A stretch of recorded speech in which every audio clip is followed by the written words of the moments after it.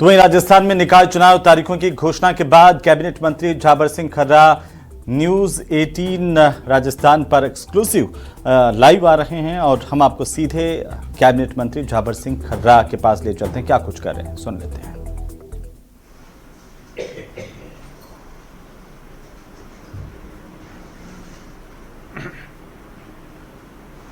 हमारे सहयोगी रोशन वहां पर मौजूद हैं। रोशन, क्या कह रहे हैं झाबर सिंह खर्रा, जरा पूछिए। इन चुनावों को लेकर के तारीखों का ऐलान हो गया है।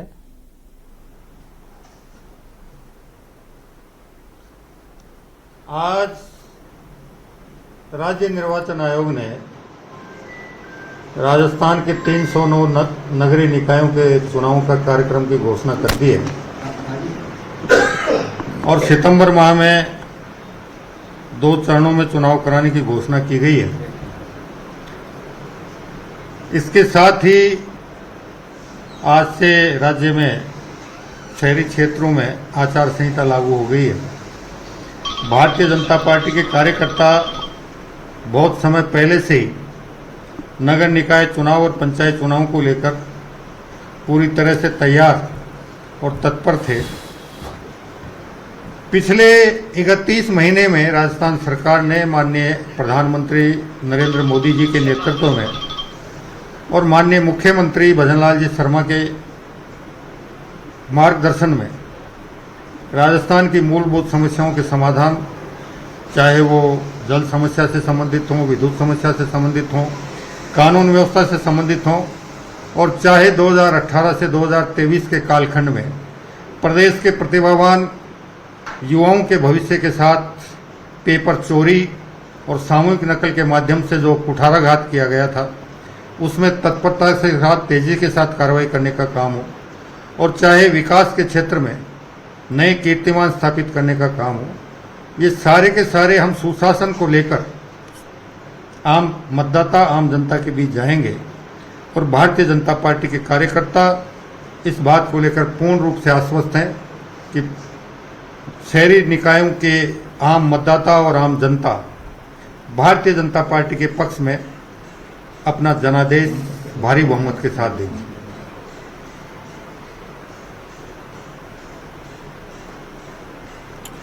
तो खर्रा साहब, आपकी तैयारियां कैसी हैं धरातल पर? क्योंकि विपक्ष लगातार ये दावा कर रहा है कि सरकार ने अपनी मर्जी से चुनाव नहीं करवाए, हाईकोर्ट के आदेश पर चुनाव हो रहे हैं।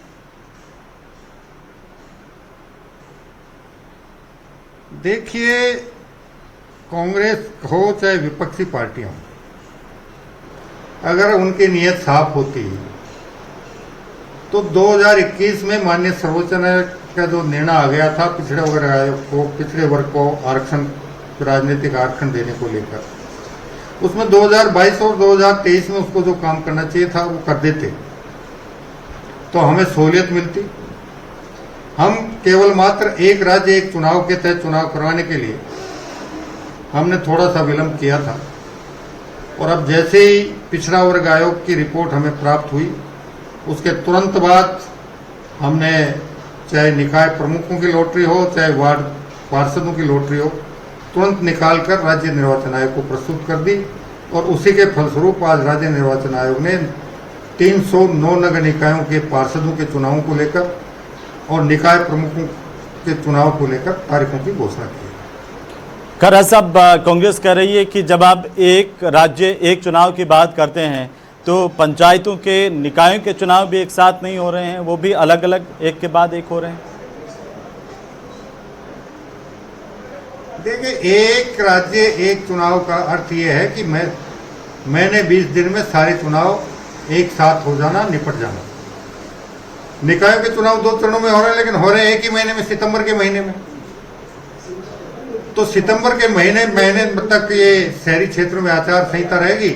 चुनाव होने के बाद जो नवनिर्वाचित निकाय होंगे वो आम जनता के प्रति उनके जो कर्तव्य और दायित्व हैं, जो उनके प्रशासनिक दायित्व है, उनका निर्वहन करना शुरू कर देंगे।